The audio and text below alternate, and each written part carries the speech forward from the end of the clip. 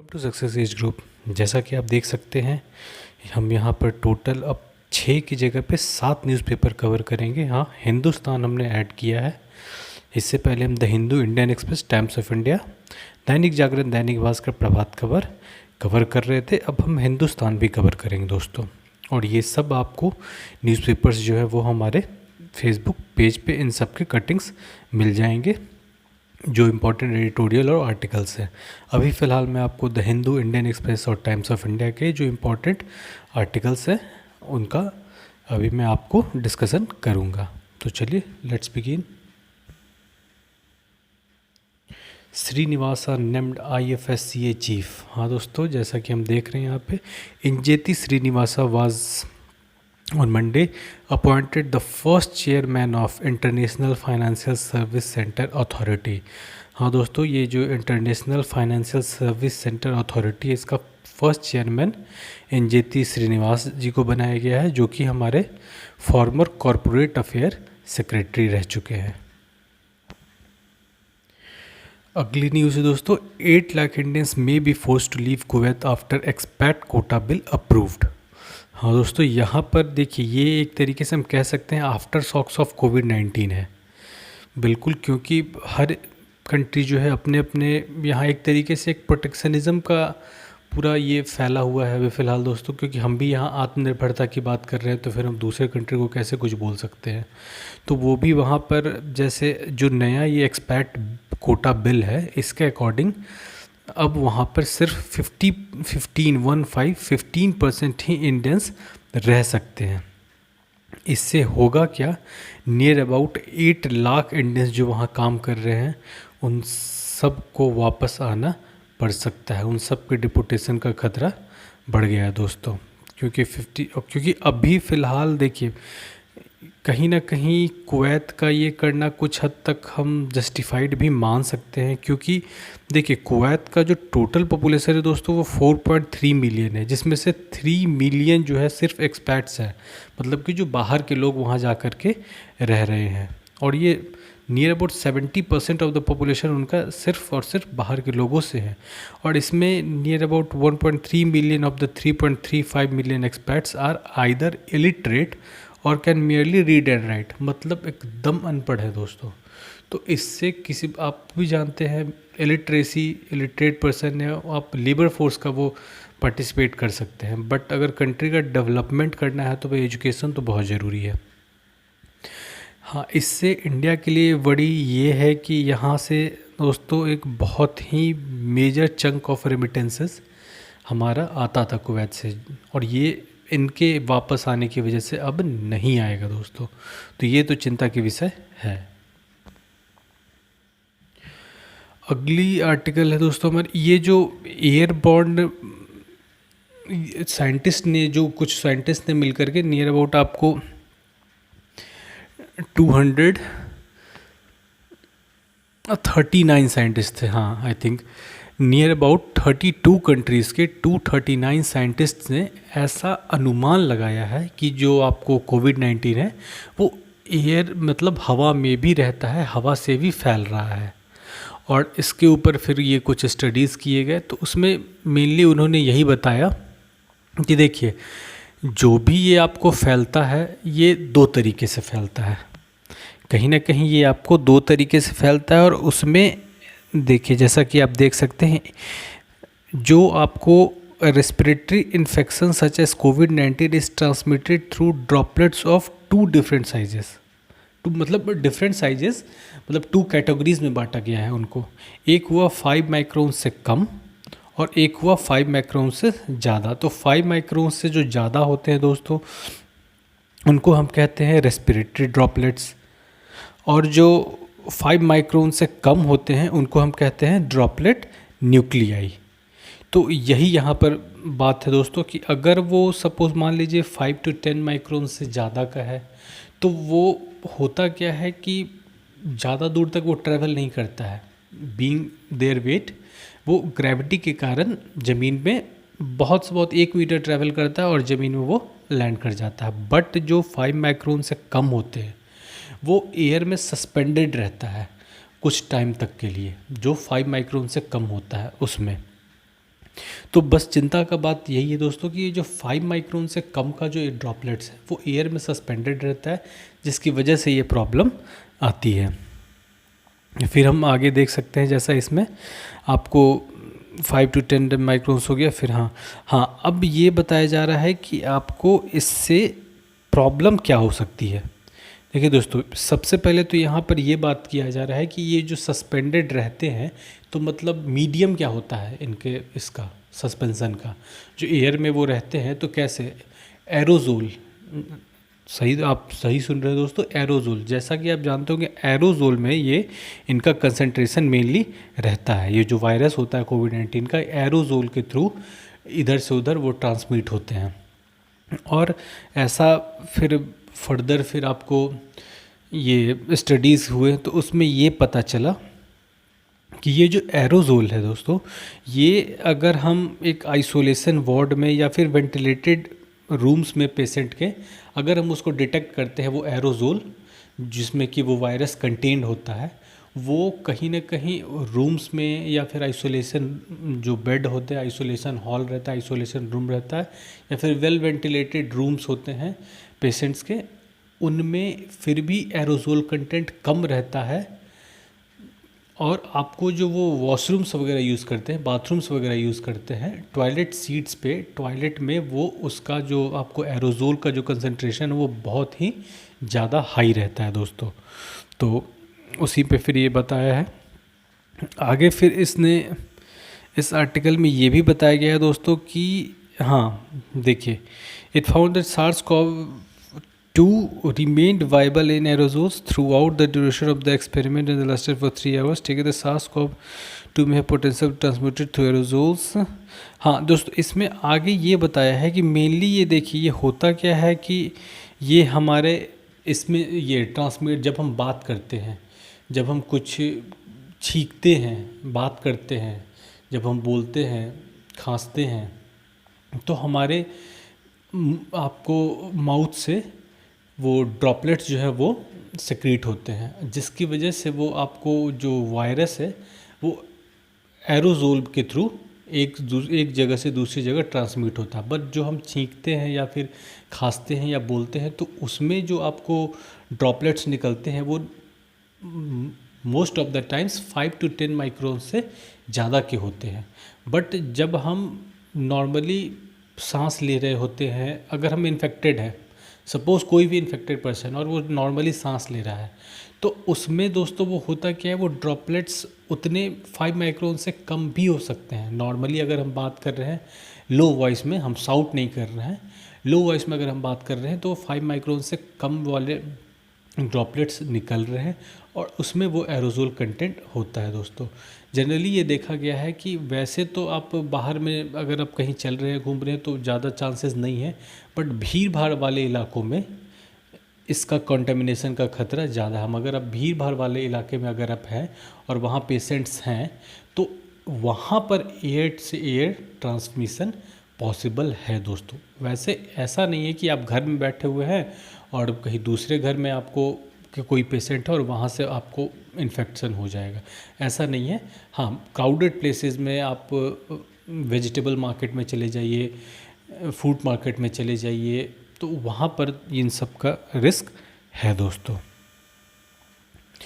और वो ये दूसरा जो है, for arresting cough particles mask shape and material matter. हाँ दोस्तों, यहाँ पर जैसे इसमें ये बता रखा है कि किस तरीके का मास्क हम यूज़ कर सकते। देखिए नॉर्मली जो हम घर में हैंकरचीफ वाला जो रुमाल का यूज़ करते हैं, कॉटन का क्लॉथ होता है, वो भी ठीक है, बट वो उसका ऊपर से वो वेंटिलेशन होता रहता है, वो ऊपर से वो खुला रहता है नोज़ के दोनों साइड से, तो वहाँ से आपको वायरस जा सकता है। फिर हम वैसे जनरली ये बताया जा रहा है कि जो होममेड मास्क है, जो कॉटन के क्लॉथ से बनाया जाता है 2-3 लेयर्स वाला, और वो कोन शेप्ड मास्क जो है, ये दोनों फ़िलहाल प्रेफरेबल है, बेस्ट है ये दोनों। लेकिन इन दोनों में भी अगर हम बेटर देखें तो जो होममेड मास्क होता है दोस्तों, जो कॉटन के क्लॉथ से बनाया जाता है और 2-3 लेयर वाला होता है, वो बेस्ट है फ़िलहाल यूज़ के लिए। तो अगला आर्टिकल है दोस्तों, ये एक्चुअली मैंने इसमें हेडिंग के साथ इस वजह से नहीं लिया है क्योंकि दो पार्ट में कर दिया है ताकि आपको इसके विजुअल्स क्लियर रहें, क्योंकि एक बार में जब मैं पूरा लेता हूँ तो जैसा मुझे कंप्लेन आया कि विजुअल्स क्लियर नहीं आते हैं, इस वजह से मैं दो दो पार्ट में करके ये ले रहा हूँ ताकि विजुअल्स क्लियर आए। यहाँ पे मेनली चाइना का जो एम्बिशन है इंडियन ओशियन में, उस पर बात की गई है दोस्तों। यहाँ पे बेसिकली पहले तो एक आपको ये जो फर्स्ट वाला पैराग्राफ में यहाँ पर आपको इसका जो हिस्ट्री है उसके बारे में दे रखा है दोस्तों।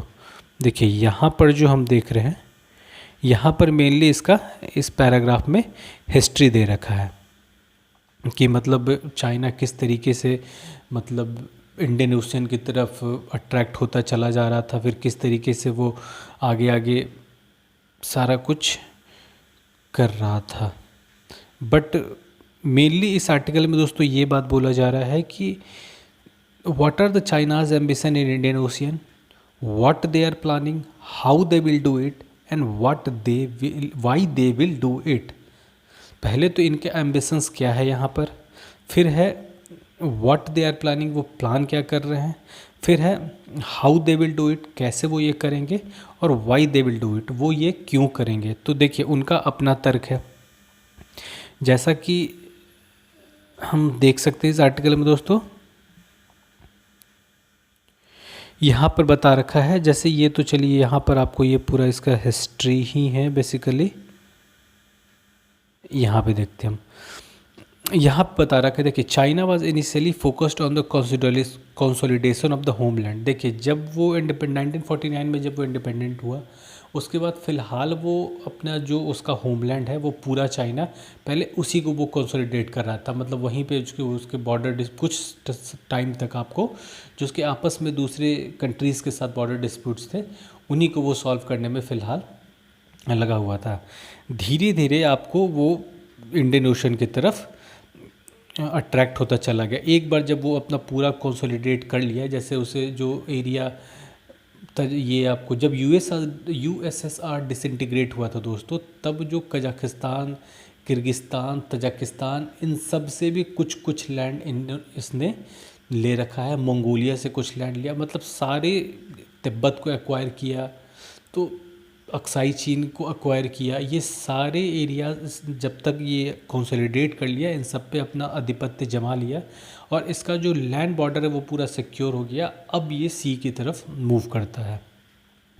तो वही बताया जा रहा है कि प्रेसिडेंट हू जिनताओ इन नवंबर 2013 मलक्का डायलेमा आता है सामने दोस्तों। इस मलक्का डायलेमा में क्या है कि उसे डायलेमा हो गया संशय, मतलब हमें ये है कि मलक्का स्ट्रेट जो है वो हमेशा अनसेफ रहेगा हमारे लिए।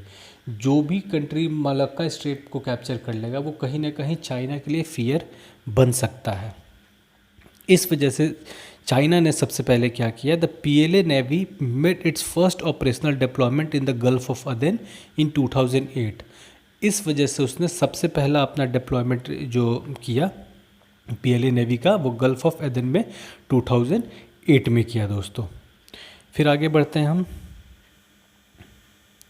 यहाँ पे फिर है द प्लान वाज प्रेजेंटेड। देखिए फिर वो एक सिल्क रोड का एक ये लेकर के आया प्लान कि जो चाइना का जो एंशियंट पास्ट है उसको हम रिवाइव करने के लिए सिल्क रोड, बेसिकली ये कमर्शियल पर्पस के लिए होगा, ट्रेड पर्पस के लिए होगा, लेकिन उसके पीछ में, उसके आड़ में ये अपने जो मिलिट्री एम्बिशंस थे उनको भी पूरा कर रहा था। और इस डायरेक्शन में सबसे पहले उसने जकार्ता में अक्टूबर 2013 में अपना एक बेस इस्टेब्लिश किया। फिर धीरे धीरे देखिए ये अपनी तरफ से जो ये पॉइंट देता है कि मतलब क्यों चाइना को मतलब ये करना है, तो उसके पीछे ये रीज़न बताता है कि चाइना अगर इंडियन ओशन में अपना ये आधिपत्य जमा रहा है तो उसके पीछे रीज़न बेसिकली क्या होगा। तो उसमें पहला है दोस्तों, it is namely that it is not a littoral state, its passage through key maritime states could be easily blocked. मतलब ये अपना फियर बता रहा है कि अगर हम वो नहीं करेंगे तो हमारे साथ ये चीज़ें हो सकती हैं, हमारे पास ये सब थ्रेट है जिसकी वजह से हम वो स्टेप लेने पे मजबूर हो रहे हैं। तो हमारा जो स्ट्रेट है मलक्का स्ट्रेट हो गया या फिर कोई भी स्ट्रेट हो गया, तो वो सब स्ट्रेट अगर कल को ब्लॉक हो जाता है तो हमारा जो आपको ट्रेड है हम दूसरे कंट्रीज़ के साथ जो कर रहे हैं वो कहीं ना कहीं उस स्ट्रेट से होकर के गुजरना है, और वो स्ट्रेट अगर किसी दूसरे कंट्री के कब्जे में आ जाता है तो हमारा ट्रेड वगैरह भी हैम्पर होगा, हमारे इंटरनल सिक्योरिटी को भी, बॉर्डर सिक्योरिटी को भी कहीं ना कहीं नुकसान पहुंचेगा। The possibility of US India cooperation against China. और एक तीसरा इसका क्या है कि अगर हम इंडियन ओशियन में नहीं अपना ये कुछ करते हैं तो जो पॉसिबिलिटीज़ है इंडिया और यूएस का दोनों मिल करके वहाँ एक प्रॉपर नेवी सेटअप कर लेंगे और मैरीटाइम सेटअप कर लेंगे, जिसकी वजह से फिर वो चाइना के लिए हमेशा थ्रेट बनेंगे। तो अब ये बता रहा है they suggested that these differences might be overcome. अब इसे ओवरकम कैसे किया जाएगा?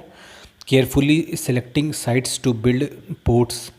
जिबूती, ग्वादर, हम्बनटोटा, सितवे, सकलीज, इन सब जगहों पर हम एक छोटा एक अपना बेस बनाएंगे, एक पोर्ट्स बनाएंगे अपना, ताकि इससे हमारा जो एरिया है वो सिक्योर रहे, हमारा जो ट्रेड रूट है वो सिक्योर रहे। बट यहाँ पर ये धीरे धीरे क्या कर रहा है दोस्तों, मिलिट्री बेसिस बना रहा है। इन सभी ये खुद अपने एक इसको भूल चुका है। आपको यहाँ पर है वाइट पेपर 1998 का, China has conveniently forgotten its assurance in the defence white paper 1998 that she does not station any troops और set up any military basis in the foreign country, कि वो किसी भी फॉरेन कंट्री में अपना कोई मिलिट्री बेस नहीं सेटअप करेगा। वो किसी भी फॉरेन कंट्री में जहाँ जहाँ ट्रेड के लिए अपने पोर्ट्स बना रहा है उनके ऊपर कोई भी किसी भी तरीके का मिलिट्री इक्विपमेंट्स या मिलिट्री सेटअप प्रॉपर नहीं लगाएगा। बट ऐसा इसने किया नहीं, और ये आप ग्वादर में देख लीजिएगा, आप हम्बनटोटा में देख लीजिएगा, इन सब जगहों पे थोड़ा थोड़ा इसके, और ये वहाँ पर बता रहा है कि जो हमारे यहाँ पे एस्टेब्लिशमेंट्स हैं, आपको जो ये ट्रेड के लिए जो हम यहाँ पर पूरा सेटअप लगाए रखे हैं, ये उनके प्रोटेक्शन के लिए ये ट्रुप्स है। बट वो ट्रुप्स वो एक गार्डिंग के लिए दोस्तों एक लिमिट में ट्रुप्स रहता है, बट वो पता चलता है अगर आप एक्सेसिव ट्रुप्स लाते हैं तो वो पता चलता है कि वो गार्ड करने के लिए है या किस वजह से है। तो अगला आर्टिकल है दोस्तों हमारा, Assam government to upgrade Dehing Patkai wild life sanctuary to national park. हाँ दोस्तों, यहाँ पे जो असम गवर्नमेंट है वो Dehing Patkai wild life sanctuary जो था पहले, अब उसे नेशनल पार्क में कन्वर्ट करने जा रहा है। एक्चुअली ये हुआ तब क्योंकि कुछ महीने पहले, just months after the national board of wild life conditional clearance to a coal mining project by Coal India Limited in the Dehing Patkai Elephant Reserve sparked protest across the state। क्या हुआ था दोस्तों कि ये जो आपको wild life century है ये एक्चुअली आता है आपको एलिफेंट रिज़र्व के अंदर, देहिंग पटकाई एलिफेंट रिज़र्व के अंदर। यहाँ पर हुआ क्या कि कोल माइनिंग को परमिशन मिल गया कि अब कोल माइनिंग किया जा सकता है। फिर वाइड स्प्रेड प्रोटेस्ट हुए जिसकी वजह से ये स्टेप असम गवर्नमेंट ने पीछे लिया, और यहाँ पर एक बहुत ही वेलकमिंग स्टेप इनका है कि वाइल्ड लाइफ सेंचुरी सब ये नेशनल पार्क में इसे कन्वर्ट कर रहे हैं। तो पर्पस क्या होगा इसके पीछे? तो देखिए दोस्तों, वाइल्ड लाइफ सेंचुरी में क्या है कि कुछ ह्यूमन इंटरफेरेंसेस, मतलब कुछ ह्यूमन इंटरफेरेंसेस अलाउड हैं, बहुत कम हैं बट हैं। नेशनल पार्क का जहाँ तक बात है दोस्तों, वहाँ पे किसी भी तरीके का ह्यूमन इंटरफेरेंस अलाउड नहीं है, और यही वजह है ये स्टेप लेने के पीछे। 70,000 government funded houses ready to be let out to migrants. इसमें बेसिकली दोस्तों बस ये है कि जो 70,000 हाउसेज गवर्नमेंट की तरफ से बनाए जाएंगे, रेंटेड अकोमोडेशन होगा दोस्तों, ये माइग्रेंट लेबर्स के लिए बहुत ही कम कॉस्ट पे। मेनली अभी आपको ये दिल्ली, महाराष्ट्र और तेलंगाना में ये हाउसेज होंगे जहाँ पर जो माइग्रेंट लेबर्स हैं उनको वहाँ पर एकोमोडेट कराया जाएगा। 1 रूम सेट भी होगा, डॉर्मेट्रीज़ भी होंगे जहाँ एक रूम में 6 बेड लगा रहेगा, उसमें डॉर्मेट्रीज़ काइंड ऑफ थिंग भी होंगे, रूम सेट भी होगा। उस तरीके से सारा इनको लगभग सेटल किया जाएगा, और टारगेट है नियर अबाउट 3.5 लाख पीपल को यहाँ पूरा सेटल करने का इन हाउसेज में। और ये एक पार्ट है दोस्तों पीएम आवास योजना अर्बन का, ठीक है। और बाकी इस आर्टिकल में तो नहीं है, एक बगल में आपको दे रखा है 1 lakh crore agri infra fund boost for post harvest farm projects. हाँ दोस्तों, 1 लाख करोड़, जैसा कि जो इकोनॉमिक बूस्टअप पैकेज था निर्मला सीतारमन मैम का 20 लाख करोड़ का, उसमें आपको 1 लाख करोड़ जो है एग्री इंफ्रा फंड को बूस्ट करने के लिए दिया जाना था, वो अब दिया जा रहा है। उसी पे है दोस्तों मेनली ये किन्हें दिया जाएगा वो भी यहाँ दे रखा है। सेल्फ हेल्प ग्रुप्स हो गए, पैक्स हो गया, जो लोकल एरिया में डेवलपमेंट जो प्रोग्राम चला रहे हैं उनको हो गया, मतलब एग्रीकल्चर से रिलेटेड होना चाहिए वो। पैरोकियल सेल्फ गोल, हाँ दोस्तों, यहाँ वैसे इस आर्टिकल को मैंने कल डिस्कस कर लिया, ये मेनली उसी पे है जो F1 वीज़ा बैन हुआ है, यूएस गवर्नमेंट ने जो बैन किया है उसके ऊपर ही है कि मतलब उससे क्या इम्प्लीकेशंस हो सकते हैं खुद यूएस गवर्नमेंट को भी और इंडिया के लिए भी।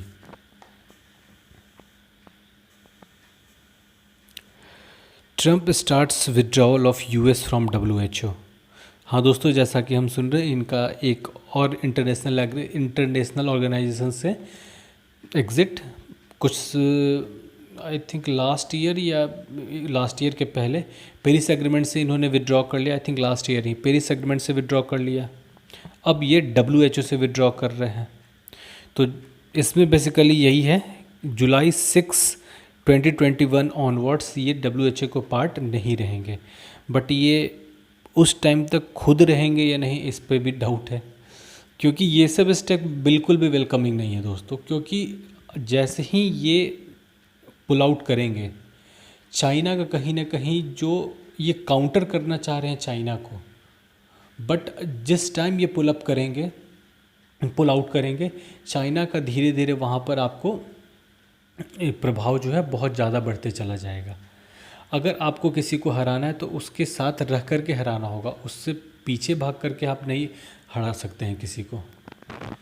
बट इनका खैर जो भी स्टेप है यही जाने। UAE in support of open skies agreement with India. हाँ दोस्तों, पहले ओपन स्काई एग्रीमेंट क्या होता है ये समझिए। देखिए, ओपन स्काई एग्रीमेंट में क्या होता है कि जो फ़्लाइट्स के नंबर्स हैं वो अनलिमिटेड होते हैं, मतलब उसके लिए कोई परमिशन नहीं लेना होता है कि कितने फ़्लाइट्स आएंगे कितने फ़्लाइट्स जाएंगे, वो अनलिमिटेड होता है, जितना चाहे उतना फ़्लाइट्स ला सकते हैं, भेज सकते हैं।